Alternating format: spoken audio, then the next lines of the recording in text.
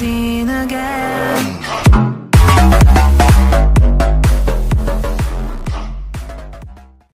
Hello và xin chào tất cả các bạn, chào mừng các bạn đã đến với channel của mình.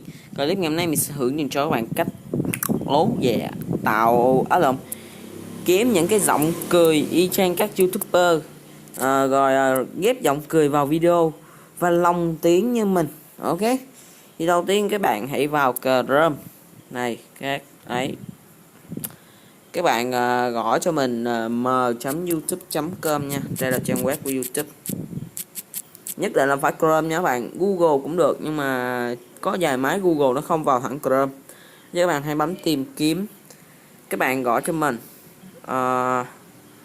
Gaming Sound Effects đây.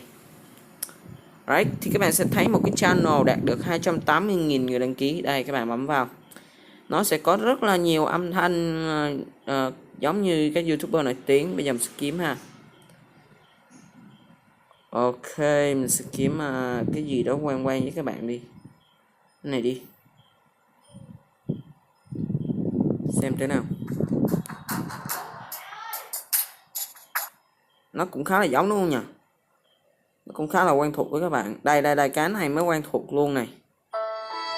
Ấy, các bạn thấy quen thuộc không? Rồi, tiếp theo thì các bạn hãy gọi cho mình là Kevin McLeod. Mình thường gọi là Kevin McLeod. Đây, thì các bạn sẽ thấy một kênh đạt được 100.000 mấy người đăng ký. Thì đây một cái channel không phải channel này. Đây, channel này đây. Channel này là 200 mấy nghìn người đăng ký nha. Đấy, thì các bạn sẽ thấy rất nhiều bài hát. Rồi, thì bây giờ mình sẽ bấm vào một bài hát quen thuộc với các bạn. Đây, bài này. Bài này.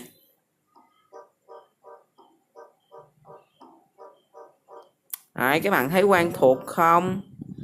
Các bạn thấy quen thuộc không? Còn nếu mà các bạn muốn tìm hiểu rõ hơn nữa thì bạn hãy gõ cho mình Google dịch đây. Các bạn vào Google dịch, các bạn dịch ra cho mình. Ví dụ bây giờ các bạn muốn tìm tiếng cười đi, thì mình sẽ viết là tiếng cười. Thì nó để là louder. Rồi, ok, bây giờ mình sẽ vào lại YouTube, mình sẽ gõ là louder. Và nhớ là các bạn gõ thêm chữ sound effect cho mình nha. Sound effect ở đây. Đó, nó sẽ có rất nhiều hay. Rồi.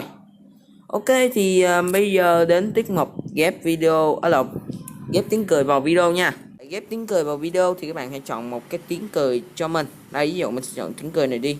Các bạn bỏ vào đây, các bạn bấm ngay chỗ này, các bạn xóa chữ ube cho mình. Các bạn chừa lại chữ use ra. Rồi, như thế này. Đây là âm thanh mà mình chọn để mình tải về để mà ghép vào video. Còn các bạn chọn video âm thanh nào thì tùy các bạn thôi. Rồi, đã tải xong. Thì bây giờ các bạn phải tải phần mềm KineMaster này. Và đây là phần mềm mà mình đã hack full crack rồi.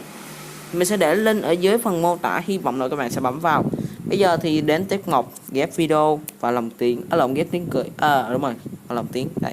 Rồi, thì để mà ghép video và lồng tiếng thì đầu tiên các bạn cần phải tải này về nha, KineMaster Mod Angel. Các bạn bấm vào đây, các bạn bấm vào dự án trống cho mình. Rồi, tiếp theo các bạn bấm vào trình duyệt phương tiện. Các bạn hãy chọn video nào đó, nó có thể có tiếng hoặc không có tiếng nha. Nếu mà không có tiếng thì bạn có thể lồng tiếng bằng cách là bấm vào thoại. Đấy. Bây giờ mình sẽ chọn một video ngẫu nhiên nha. Rồi. Ok, mình sẽ chọn video câu mở màn. Không phải, đây, câu mở màn đây. Đấy, thì đây là channel khác của mình. Rồi, thì các bạn bấm vào phần video, nó sẽ hiện lên khung vàng như thế này. Các bạn bấm vào cái loa, các bạn kéo đây. Các bạn đừng có kéo 200 nha, kéo 200 thì ghép tiếng cười nó sẽ không rõ lắm. Bạn kéo hấp thôi, gần 200 thôi. Đó, bạn kéo xuống đây, các bạn kéo đến phần cộng 6 thì nó sẽ nghe như là những cái con sóc vậy đấy. Đấy, nghe rất giống luôn. Rồi, còn một cái nữa, như là bạn của Lầy TV, anh Toàn. Đấy, y chang không các bạn. Rồi, tiếp theo để ghép tiếng cười vào thì các bạn hãy làm như mình. Các bạn bấm vào phần âm nhạc, các bạn kiếm kéo xuống. Đây, cái phần đã tải về rồi đây, Crowdloading. Kiếm là chữ C thì nó sẽ để cho bạn chữ cái ABC, cái số trước nha các bạn. Đây chữ C đây, Pro đây. Đấy, mình sẽ cộng. Sau các bạn bấm cộng rồi thì bây giờ các bạn hãy nghe thử. Đấy, nếu mà nó lớn thì các bạn có thể để nguyên. Còn nếu mà nó nhỏ như cái này, đây mình sẽ lấy cái nhỏ kéo xuống hết luôn. Đây cái này rất là nhỏ luôn, nhỏ hơn cái nãy nhiều. Đấy, nó nhỏ nha các bạn. Thì bây giờ thì các bạn hãy bấm vào đây, các bạn bấm vào phần âm thanh, các bạn kéo lên hết cho mình. Ở đây cũng vậy, nhưng mà tùy khi mà các bạn bấm vào bài hát mà các bạn bấm nó lớn hết mức như thế thì nó sẽ rất là ồn luôn, cực kỳ ồn luôn nha các bạn. Đấy là dành cho những video nhạc thôi. Rồi giờ các bạn, đấy nó sẽ lớn hơn rất là nhiều.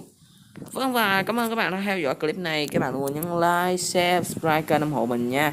Và đừng quên là comment ý kiến của bạn dưới video này. Bye bye, see you again.